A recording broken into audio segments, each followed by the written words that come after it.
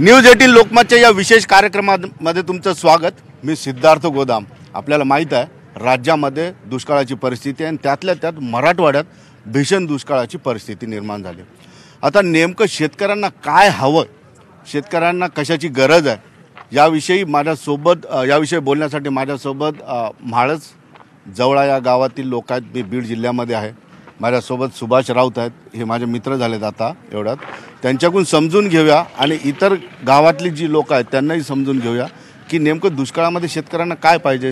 आपण शेतात रब्बीचं काय आलं तुमच्या? काहीच नाही आलं, खरीप नाही रब्बी नाही दोन्ही। रब्बीचं काय आलं नाही, खरीप पेरलं नाही? हां, खरीपाला काय पाऊस होतो, हा जळून गेलं। अच्छा, हो। आणि आता रब्बी नाहीच, रब्बी नाही। बरं, रब्बी नाही खरीप नाही, मग आता धान्य कसं आलं घरात? घरात ते काय मागचं काही विकत आणून खातात, काही कोपनचं खातात, काही कोपनचं भेटतंय का? पण हा भेटतं कधी नाही, कधी हां भेटते नाही कधी भेटते। हा कोपनचं भेटतं राशन व्यवस्थित? हा भेटते। काय काय भेटतं? गहू 5 किलो तांदूळ। पण घरात किती माणसं आहेत तुमच्या? आमचे दोघे तिघ आहेत आम्ही। अच्छा, तीन आहेत। पण तिघायला महिनाभर पुरतं एवढं? नाही पुरत पुरत नाही। मग जनावराला चाराचं चाराचं काय असं जिकून तिकून भागावं लागते। उली ऐकत आणतात, काही ऊस आणतात, काही ते ह्याचं आणतात, काही कापसाचं, काही पाला पिला गोळा करायचा टाकायचा। घरामध्ये पैसा आता शेतकऱ्याचा नाही राहिला। मग पैशाची जुगाड कसं होते घरात? हे ह्याच्याकडून त्याच्याकडून घ्यायचं। आता एका दवाखान्यात चालू आहे, पोरीचं 6 महिने झालं दुखत आहे। काय दुखतंय तुमचं? माझं नाही, मुलीचं आमच्या। बर, पैसा नाही राहिलेला, इकून तिकून करून भागी औरंगाबाद केलंय, पुन्हा कर्नाटकमध्ये जाऊन आलो। आता सरकारी दवाखान्यामध्ये मुली ॲडमिट आहे। पैसा नाही, 4 माणसं आहेत घरामध्ये। कापसाचं उत्पन्न नाही झालं, पाऊस नाही, पाणी नाही। हे कसं आहे, तो मामाचे हातपाय पडून कसं आहे दाखवतोय। आता एक कार्यक्रम म्हणून थांबला नाही, एस टी गेला असतो पूरला दूध घेऊन दवाखान्यात। उधारीवर जातं सगळं। हा, मग काय मग फेडायचं कसं आहे? काय फेडायला सध्या काहीच नाही, उत्पन्नच नाही काही। मग आता उधार घेतलेले कसं फेडायचं? आता जर उत्पन्नच नसेल तर आता खरीप गेला, रब्बीचं बी येणार नाही, तर मग फेडायचं कसं? मग आता काय कसं तरी फेडावं लागेल नाही। आता काय जवळ या काही हे मुलीला दूध चालले असेल, मग आता मग द्यायची का मुली? अच्छा, ही खरंच वास्तव परिस्थिती आहे। शेतकऱ्याच्या हातात पैसा नाही, आयुष्य तर जगणं आहे। मग आता शेतकऱ्याच्या घरात काय लग्न कार्य होतील दुष्काळा काळात? कसे होते? पैसा नाही, पाणी नाही, पाऊस नाही, वेळेवर पडला, काय करणार? जनावराला खाय नाही, 3 जनावर आहेत माझ्याकडे, रोज हिंडून आणतोय कापसातून, खात्यात कुठंतरी थोडा पाला पाणी पाचतोय, थोडे मगम होते माझ्या वरून जरा थोडं तळ आहे, त्याच्या काही लिंबाचा पाला टाकतो, काही दुपारून असं काही तसं काही करून 3रा पाच्याला थोडं शांत होते। काय करायचं? पाणी कुठंतरी थोडंसं जिथं असं थोडं तिथं न्यायचं आणि पाणी पाजून आणायचे, असं आहे। काय करा? मग घरात पैसाच नाही तर कसं घर चालतं? पैसा असला ही तर लय भानगड झाली हो। बाजरी पेरली होती मी 2 पिशव्या, त्याला झाले 3 पिशव्या। किती ते बारक्या पिशव्या असतात का, 3च झाल्या। इतकुलं सरमाड आलं, ते लावून ठेवलं एवढं त्याला जपतोय माणसाच्या वरलं। काय करायचं? अशी परिस्थिती झाली। लग्नाचं तर लांबच राहिलं विषय। खरीप गेलं, रब्बी गेली, सगळं गेलं। आता लय अडचण आली। शाळा वगैरे पोराची? शाळा शिकतोय पोरं, 13वीला आहे। मग त्याचा खर्च कसा होतो? आता तिथं लय अडचण आहे। 1 गुंठा वांगे केलेत म्या, त्याला ठिबक केलंय। कव्हा तरी रातचं 12ला 1 लाईटला येते, तिथं जातोय, थोडंसं बटन दाबतोय, उलसक चलतंय पाणी, 1 टिपा भरतोय जनावरांसाठी। हे असं करतोय बघा। मग मी वांग्याला भाव नाही, वांग्याला भाव नाही, बाजारात आलं की 10 रुपये किलो, 5 रुपये किलो मागत। काय करायचं? असलं झालंय बेकार की लय हात, परिस्थिती वाईट झाली। मला जसं कळतं तसं असं झालं नव्हतं। मग आता कुणावर आशा आहे तुमची? आता आशाचं काय? आता कोण परमेश्वर उतरण त्याच्यावर आशा आहे। आता कोणाचं नाव घ्यावा? काय आहे गावामध्ये परिस्थिती, तुम्हाला काय अडचण? गावामध्ये काय सगळं म्हणजे आता सध्या तर पाण्याचा त्रास चालू आहे गावामध्ये, पाणी नाही ना। काय शिक्षण व्यवस्थित होतंय ग्रामीण भागातील पोरांचं? होतंय, पण फी तर भरावं लागते। परीक्षा फी भरावं लागते 800 रुपये। ह्या वर्षी 800 रुपये झाली। मग असं काय गावातल्या पोरांनी शिक्षण बंद केलं की गावाकडून पैसा येत नाही शहरात शिकायला? शहरात बंद केलंय, गावातच शिकायला लागलेत आता. शहरातले पोरं गावात आले. हा आले. वापस आले गावाकडं. पैसे पाण्याच्या त्रासामुळे वापस आले गावाकडं. जे रूम करून ते राहत होते, मेसचा ते खर्च भागत नाही. मग त्याच्यामुळे आता घरची परिस्थिती नसती इतकी. आता सगळे खेडेगावातली गरीब माणसं तर मग वापस आले सगळे. आता क्लासची त्याची फी भरणं होत नाही घरच्याकडनं. बरेचसे आता 75% लोक तर इकडचे म्हणजे 85% कारखान्याला गेले. पाऊस पाणी नाही त्यामुळे आता कारखान्याला गेले. त्यांचे आता लेकरांचं त्यांचं शिक्षण होत नाही, काही नाही. त्यामुळे आता मग काही पोरं तर कारखान्याला गेले रोजाने. हा. किती पोरं रोजाने जातात आता गावात? तर काय राहिलं तर रोजाने जातात म्हणजे मी स्वतः रोजावून जाऊन आता म्हणजे आम्ही सध्या कॉलेजची फीस भरतो आम्ही रोजाने जाऊन. म्हणजे घरची परिस्थिती नसल्यामुळे आम्हाला मजुरीने जावंच लागते. आणि फीस भरणं तर भाग्यच आहे ना आम्हाला, तर कारण आम्हाला स्वतःचं करिअर घडवण्यासाठी काहीतरी करावंच लागेल. त्यासाठी आम्हाला मजुरीने जावंच लागतं. पण आता शासनाने तर फी माफी केली, ती आणखी तुमच्यापर्यंत पोहोचली नाही? नाही, कोणतीच योजना आतापर्यंत आमच्यापर्यंत पोहोचलेली नाही. त्याच्यामुळं म्हणजे कसं आहे माहिती का, काही मुलांची परिस्थिती नाही, त्यात स्वतःहून आमची परिस्थिती नाही. त्याच्यामुळे आम्हाला मजुरी हे ते करून आता क्लासचे फीस भरणे. मजुरी म्हणजे काय म्हणजे नेमकं करावं लागतं गावात? मजुरी म्हणजे आता दुसऱ्यांची तर कामासाठी जावं लागतं, म्हणजे त्याचे तरी ते 4 पैसे देतात आम्हाला. सुभाषराव, कसं जगायचं शेतकऱ्यांना ह्याच्यातून मला सांगा? शेतकऱ्याला काही जगण्याचं सध्या साधन राहिलेलं नाही. हो. आता काय सरकार काय करीन उलीतिली लोकाला हीच आशा आहे. बाकी आशा शेतकऱ्याची सारी संपलेली. पण काय करायला पाहिजे सरकार? काय करायला पाहिजे? छावणी किंवा जनावराला खायला काही सोयी करायला पाहिजे, तर शेतकऱ्याचं नियोजन होईल. आतापर्यंत जनावर खाऊ घातलं, आता जनावर बरेचसे लोकांनी जनावर विकले खाण्याकरता. जनावर विकले? हो, खायलाच नाही जनावराला, काय करणार? विकले. आता काही शेतकऱ्यांनी बळत मळत सांभाळले, तिकून काही आणतात, काही खाऊ घालतात, काही म्हणून त्याच्यावर राहिलेत. पण आता काहीतरी जेव्हा शेतकऱ्याला 8-15 दिवसात जर शेतकऱ्याला काही केलं तर जनावर ढोरं राहतील, नाही तर जनावरचं फार अवघड आहे. कारण जनावराला रानात कुठल्याच खायला राहिलेलं नाही. रानात उलीतिली हिंडीत होती, आता ते बी रानातलं कापूस बंद झाले सर. आतापर्यंत होतं कसं तरी इकडे तिकडे हिंडवायचे, पाणी पाजायचे, बांधायचे. पण आता ते सुद्धा साधन बंद झालेले. म्हणून काहीतरी छावण्या म्हणा किंवा काय म्हणा, जर तयारी केली तर जनावर काहीतरी राहतील, लवकर केली तर. हो, नाही तर शेतकऱ्याकडे कुठलंच साधन नाही राहिलेलं सध्या. हो, परिस्थिती सारी वाईट गेलेली. किती वर्षापासून अशी परिस्थितीचा आपण सामना करतोय? सामना आम्हाला हे आमदाच आलाय. आतापर्यंत सामना असा दुष्काळाचा कधी आलाच नव्हता. मागच्या वेळेस बरं होतं? मागच्या वेळेस बरं होतं. पहिलीच वेळ आम्हाला, आणि पहिल्याच वेळीमुळे एवढं गाठले की कधी संकट एवढं माहितीच नव्हतं. एवढं भयान दुःख झालेलं आहे शेतकऱ्याला. असं नाही तर आतापर्यंत लोक उलीतिली पाणी असायचे, मका घास करायचे. पण आता यंदा पाणी नसल्यामुळे मका नाही, घास नाही. कपाशीमुळे आमच्याकडे लोक जास्त ज्वाऱ्या करीत नाहीत, बाजऱ्या करीत नाहीत. कामापुरतंच आपलं उलसं करायचं झालं. सगळं कपाशीवर चालत होतं. आता कपाशी नसल्यामुळं मग शेतकऱ्याच्या हातात तर पैसा नाहीच आहे. तर आता रब्बीची किती पेरणी झाली असेल तुमच्या शिवारात? पाऊसच नाही. पण काय 10%, 10% नाही, 2% नाही, असा थेंबच नाही रबीला पडा. खरीपाला तरी जरशी झाली पेर, पण रबी कसलीच नाही झाली. सरकारने नवीन कामं काढावं, काही कामं द्यावं काही लोकायला, तेव्हा लोक कसं तरी भाग येतील. कुठलंच असं रानात काम राहिलं नाही आता शेतकऱ्याला. मला सांगा, गावात काम नाही, पाणी नाही, चारा नाही, तर किती लोक गाव सोडू चाललेत? जवळजवळ आमची तर 4 आण्याचे मोर लोक गाव सोडून गेले. कुठं चालले तिथून? कुणी गेलं ऊस तोडायला, कुणी बिडाला धांद्याला जातं, कुणी आपापल्या परीने, कुणी त्या कर्नाटकमध्ये गेले. ते काही लोक कापसाच्या गाड्या करतात. 5-25 पोरं आमच्या इथून कर्नाटकात गेले. तिथे 1 महिना 15 दिवस चाललं काम, तिथून लोक माघारी आली. असं ऊसतोडीला आता कारखाने पण बरेच ठिकाणी चालू नाही झाले, त्याच्यामुळे ऊसतोड कामगाराचा प्रश्न तसाच आहे. दादा, गाव सोडून लोक खरंच जाऊ लागले, आता गाव ओसपडते. ते बोलते ते काय चुकीचं नाही ना. प्रत्येक जण जे आपल्या आपल्या हिशोबाने जसा मार्ग लागेल तसा पोट भरण्यासाठी जाणंच आहे. गावकऱ्याची सुविधा भागत नाही. गोरगरीब लोकांना पोट भरायला तर रोजचा उदरनिर्वाह तर भागवावं लागेल ना. त्याच्यामुळं नाविलाजाने काही लोक जातात. काय करता येते? ज्याला भागतंय ते.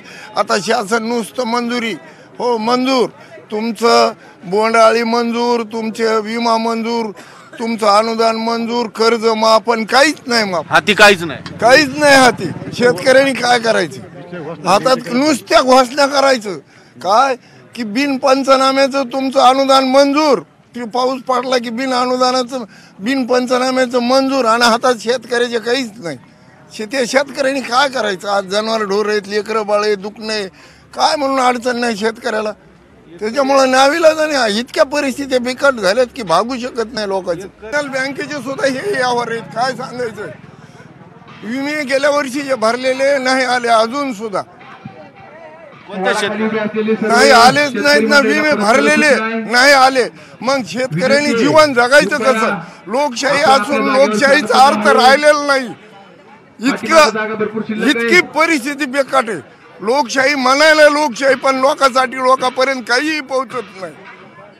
इतक्या अडचणीत निव्वळ लोकांना जीवन जगणं, काट्याची आणीवर जीवन जगायची पाळी आलेली. आणि नुसतं तिकडे घोषणाबाजी काय असेल ते हे मंजूर, बाकी शेतकऱ्यापर्यंत हातात काहीच नाही.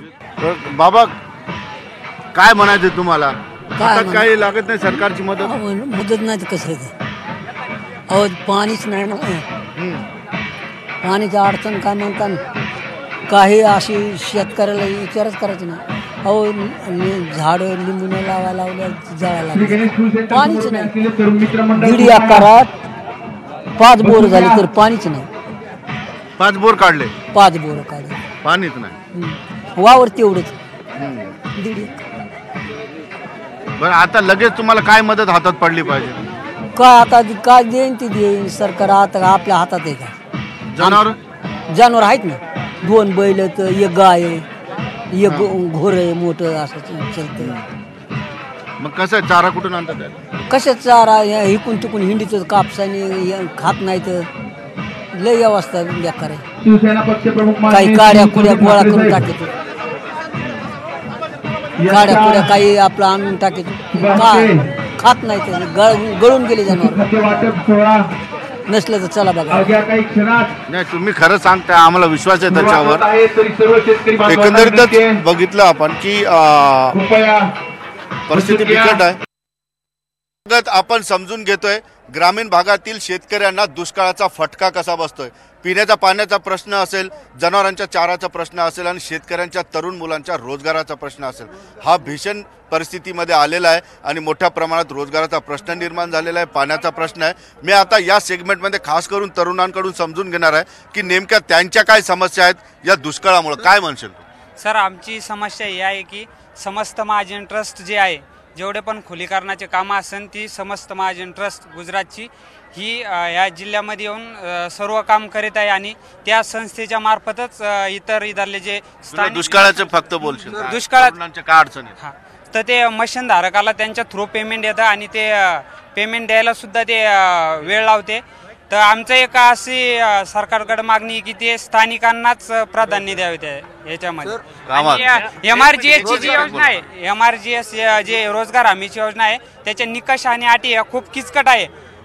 वारंवार म्हणजे जे छाननी समिती असते त्याचे अध्यक्ष म्हणून SDM साहेब असते, तर ते वारंवार जे ग्रामपंचायतचे मेंबर वगैरे काम घेऊन गेले ते वारंवार त्यांचं एकच प्रश्न करते की तुमच्या गावाचा रेशो मेंटेन आहे का, इतक्या टक्क्यांनी रेशो मेंटेन झाला पाहिजे. म्हणजे तरुणांना रोजगार नाकारला जातो, नाकारला जातो आणि खूप वेळ खूप प्रोसेस आहे. एक कामाची जर आपण मागणी केली तर 1 वर्षापर्यंत सुद्धा कामं पेंडिंगला राहते. आमच्याच ग्रामपंचायतचं एक ठराव देऊन मी जवळजवळ 6 महिने झाले, ते अजून जिल्हा परिषदला पडलेला आहे.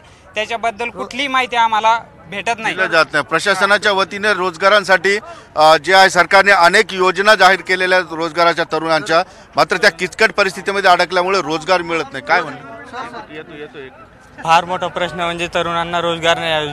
डिप्लोमा काही विद्यार्थी ग्रॅज्युएट होईल ते समजा त्यांचा रोजगारचा प्रश्न असेल, जनावरांचा चारा छावणी, इतर असे प्रश्न काही ह्या ठिकाणी. काय फीज माफीचं काय विषय? नाही, फीस कुठंच माफ झालेली नाही. आम्ही फीस अगोदर 500-600 रुपये 12वीचे जमा केलेले, फीस कुठंही माफ झालेली नाही आहे बदनापूर शहरात तरी नाही. बाकी जर फीस भरून घेतली नंतर माफीचं हे आलं, भरून घेतलेली आता. आणि सर आता कुठल्याही प्रकारच्या तुम्ही जर कंपन्यामध्ये गेले तर पहिला जो प्रश्न येतो की पाण्यामुळे ह्या कंपन्याच बंद पडत चालल्या आहे. म्हणजे जो स्थानिकांचा रोजगार आहे तो तर सुटून चालला आहे आणि नवीनला रोजगार लागण्यात याची हे नाही. मी स्वतः BSc ॲग्री आहे सर आणि ज्याही शेतकीय कंपन्या आहे मला जर आताच्या शेतकीय कंपनीमध्ये जर जॉब करायचा तर पाणी नसल्यामुळे दुष्काळामुळे ह्या कंपन्याच बंद पडायला त्यामुळे रोजगाराचा तर प्रश्नच उद्भवत नाही आहे. कारण जे रोजगार ज्यांना आहे त्यांचेच सुटत चाललेले आहे.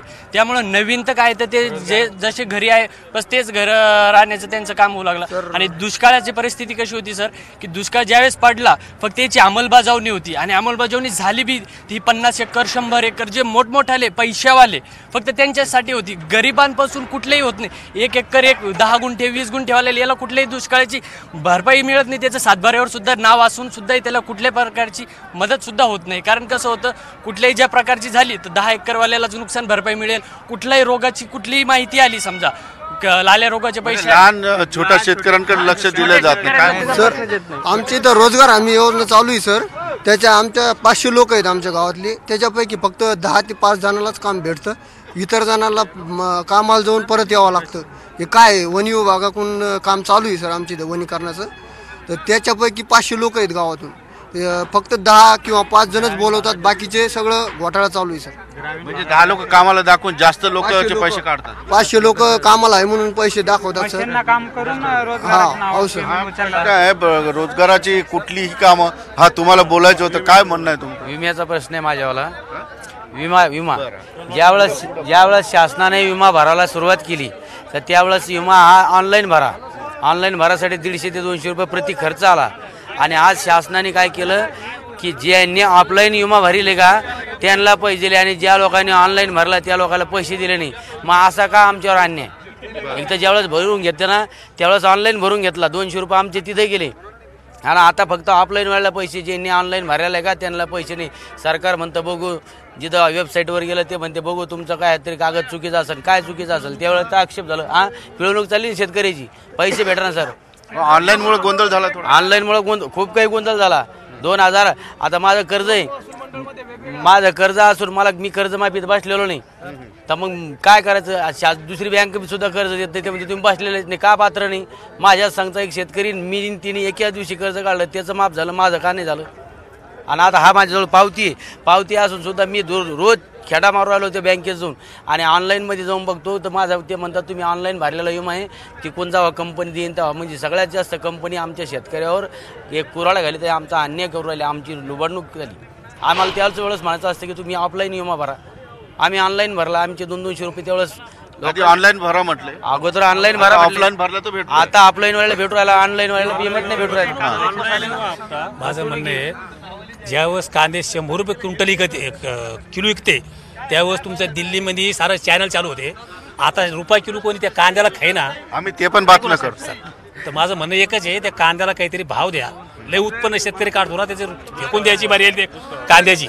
आणि पाणी नसल्यामुळं काय झालं साहेब हे शेतकऱ्याला जर तुम्ही कर्ज माफ करीत असता त्याच्यापेक्षा पैठण धरणातून जर एक पाट काढला बदनापूर जालन्यामध्ये तर तुम्हाला सांगतो साऱ्या शेतकऱ्याला पाणी होऊ शकतं. इतकं पाणी सरकार बाहेरच्या राज्याला पैसे देतं. इथं परेशानी झाली शेतकऱ्याची.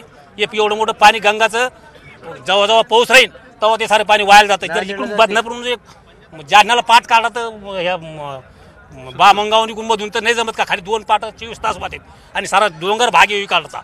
आम्हाला पाणी सुद्धा नाही साहेब. तुम्हाला काय म्हणायचं तर स्थानिक रोजगार तरुणांच्या रोजगार जर एमर्जन्सीमध्ये जे शेततळे असेल जे विहिरी असेल हे उत्पन्न समजा मंजूर जर झाल्यात तर या एमर्जन्सीमधून जे रोजगार हमीमध्ये काम उपलब्ध होतात ते रोजगार हमीमध्ये जे लोक काम करतात त्या लोकांना काय होतं ग्रामसेवक पैसे येतच नाही. आणि प्लस गोष्ट जे नुसते 4 जणांचे खाते जमा केल्या जातात आणि प्लस गोष्ट त्याच्यामध्ये बँकेमध्ये पैसा जमा होईल ज्याच्या नावावरती पैसे जमा झाले त्यांना 100-200 रुपये उपलब्ध करून देतात. त्यांचे तोंड दाबल्या जाते.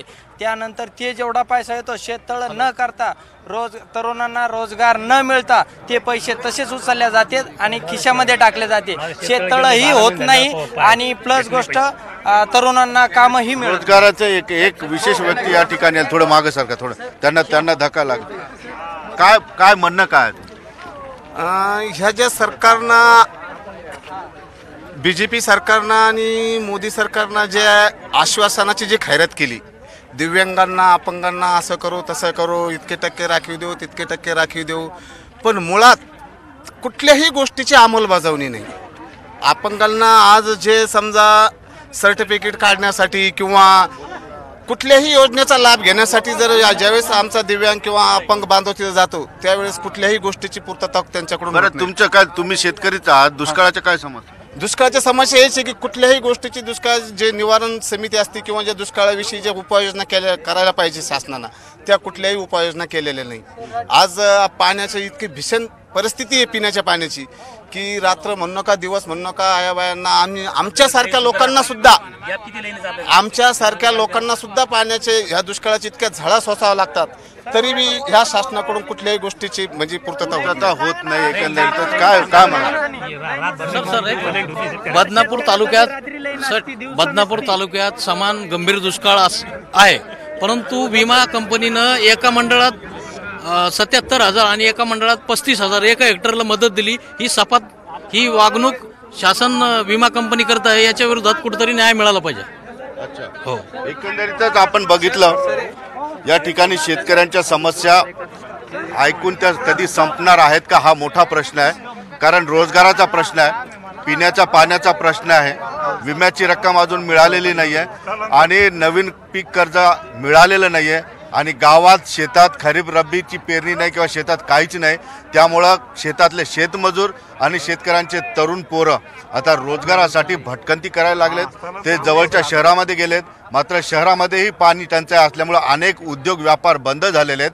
त्यामुळं आता राज्य सोडून बाहेरच्या राज्यात जाऊन रोजगार मिळवण्यासारखा वेगळा मार्ग शेतकरी आणि शेतकऱ्यांची मुलं घेत आहेत. कारण महाराष्ट्रातून कर्नाटकामध्ये अनेक शेतकऱ्यांचे स्थलांतर झालेली आहेत.